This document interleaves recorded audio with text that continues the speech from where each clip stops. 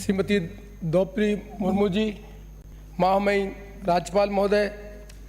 उपस्थित माननीय सदस्यगण, संपूर्ण राजस्थान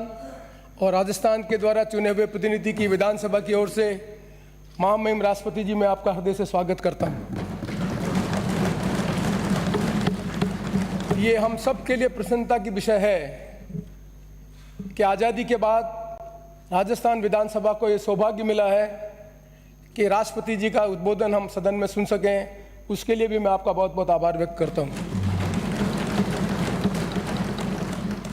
महामहिम, भारत के संविधान में ये कल्पना की गई थी कि इस देश में हम जो संविधान बना रहे हैं उस संविधान के अंतर्गत जस्टिस,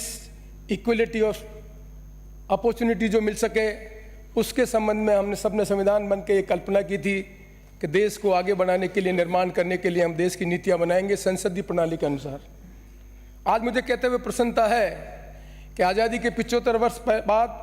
हमने राजनीतिक जस्टिस तो प्राप्त किया, पर आर्थिक और सामाजिक जितनी हमें उन्नति करनी चाहिए थी और जो इक्वलिटी हमें पूरी करनी थी, अभी हम आंशिक रूप में उसमें सफलता प्राप्त की है। आज भी हिंदुस्तान की जनता आपसे और हमसे अपेक्षा करती है कि संसदीय लोकतंत्र के माध्यम से संविधान में जो केंद्र की सरकार और राज्य की सरकार को जो नियमावली के अंतर्गत ये कानून और नियम बनाने का अधिकार दिया है, उनके अनुसार नियम और कानून इस तरह से बने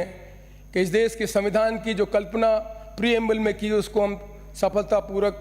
संपन्न कर सकें और देश की जनता को वो सब साकार करके दे सकें जिसकी हमारी प्रीएम्बल में कल्पना की गई थी। केंद्र सरकार और राज्य सरकार ने 75 साल में जो नीतियाँ बनाई हैं, उन नीतियों के कारण इस देश में बदलाव हुआ है और आज दुनिया की हम ताकतवर देश भर के उभरे हैं। पर आज भी सामाजिक समरसता और सामाजिक जो हमारा उद्देश्य था उसको प्राप्त करने में हमें और लक्ष्य प्राप्त करने की आवश्यकता है। आपकी ये उपस्थिति, क्योंकि हमारा सौभाग्य है कि आपके राष्ट्रपति बनने के बाद आपने राजस्थान विधानसभा को ये अवसर दिया जहाँ पे संसद हमको संबोधित कर सकें। ये एक ऐसा ऐतिहासिक क्षण है जिससे हिंदुस्तान के 123 करोड़ लोगों को ये विश्वास हो सके कि संसदीय लोकतंत्र में एक साधारण परिवार से निकलकर लोकतंत्र के सर्वोच्च पद पर आदमी पहुंच सकता है। और यही एक उदाहरण होता है, यही एक प्रेरणास्पद चीज़ होती है जिससे लाखों करोड़ों लोग जो अपने आप को संसदीय लोकतंत्र के माध्यम से कल्पना कर सकें कि हमें भी अवसर मिलेगा आर्थिक समानता पूरे करने का, हमें भी अवसर मिलेगा सामाजिक समानता पूरा करने का। और इसी उद्देश्य से मैं अपने आप को गौरवान्वित अनुभव करता हूं कि मुझे विधानसभा अध्यक्ष के रूप में आपका स्वागत करते हुए बहुत बहुत प्रसन्नता है। मुझे यहाँ पर यह भी स्मरण करना है माननीय महामहिम महोदय, राजस्थान वो प्रदेश है जिस प्रदेश ने आज़ादी के बाद जिस तरह से देश का निर्माण करने का, प्रदेश का निर्माण करने का कल्पना किया, ये सदन तो उसका साक्षी नहीं है। वो सदन पुराना सदन था। उस पुराना सदन में 1952 से लगाकर 98 तक हमारे यहाँ जो नेता थे उन्होंने संसदीय परंपराओं का जो निर्माण किया, जो आदर्श स्थापित किए, वो आज दुनिया में हम सब के लिए और आज हिंदुस्तान में हमारे सब के लिए उदाहरण है। उन्हीं विधानसभा में बैठकर हमने कानून बनाए, वो कानून बनाए जिसमें आज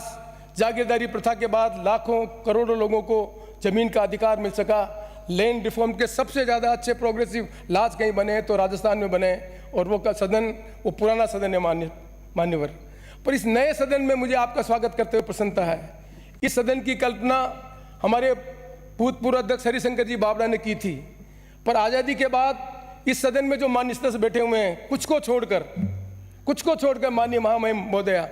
आज़ादी के बाद जो लोग जिनका जन्म हुआ है वो आज विधानसभा में यहाँ पर बैठे हुए हैं। उन्हीं का नेतृत्व करने वाले लोगों ने इसलिए 23 साल में राजस्थान के निर्माण करने की कल्पना की। वो राजस्थान जहाँ सड़क नहीं थी, वो राजस्थान जहाँ बिजली नहीं थी, वो राजस्थान जहाँ इरिगेशन की सुविधा नहीं थी, वो सब हमने प्राप्त की। और इन 23 सालों में इस नई सदन में बैठकर हमने राजस्थान की जनता के जीवन को परिवर्तन करने के लिए व्यक्तिगत योजना की लाभ बनाने का काम किया। और आज इस मुकाम पर हम खड़े हुए हैं, वहाँ बड़े गौरवान्वित होकर कहना चाहते हैं कि सोशल सिक्योरिटी का बहुत बड़ा काम राजस्थान में हमने किया और आने वाले समय में इस प्रदेश के माध्यम से सारे दुनिया के लोगों को बता सकेंगे कि लोकतंत्र में एक प्रदेश जो जहाँ पर सड़क नहीं थी, बिजली नहीं थी, पीने के पानी की व्यवस्था नहीं थी, वो भी हमने प्राप्त किया। और व्यक्ति जीवन के परिवर्तन करने के लिए नियम और कानून बनाने का काम हमने किया। विधानसभा और लोकसभा इस सदन तो यही माध्यम है जिनके माध्यम से नीति बनाकर हम देश का निर्माण करने का काम करें। और निर्माण का काम विधानसभा में अच्छी तरह से हुआ। यहाँ के जितने भी हमारे नेता थे उन्होंने आदर्श की पालना की, संसदीय लोकतंत्र को मजबूत करने का काम किया। और मुझे यह भी कहते हुए प्रसन्नता महामहिम महोदय, इन्हीं राजस्थान की विधानसभा से निकले हुए माननीय सदस्यों ने उपराष्ट्रपति पद को भी सुशोभित किया। आज हमारे यहाँ से निकले हुए माननीय सदस्य लोकसभा के अध्यक्ष भी हैं, राज्यसभा के अध्यक्ष भी हैं और उपराष्ट्रपति के पद भी उन्होंने प्राप्त किया। यहाँ की ब्यूरोक्रेसी, जिस ब्यूरोक्रेसी ने यहाँ पर राजस्थान के निर्माण में राजनीतिक नेताओं के साथ मिलकर काम किया, उन ब्यूरोक्रेसी के लोगों में TN चतुर्वेदी CAG के चेयरमैन रहे, मिस्टर महर्षि CAG के चेयरमैन रहे, मिस्टर जो हमारे चीफ इलेक्शन कमिश्नर सुनोड़ा वो इस पद पर हैं, जितने भी कॉन्स्टिट्यूशनल पद पर हैं उन पर रहने वाले लोगों को ब्यूरोक्रेसी में काम करने का मौका भी यहाँ के राजनीतिक लोगों के साथ मिलने का काम मिला। इसलिए मैं गर्व से कह सकता हूँ कि राजस्थान विधानसभा वो विधानसभा है जिस विधानसभा ने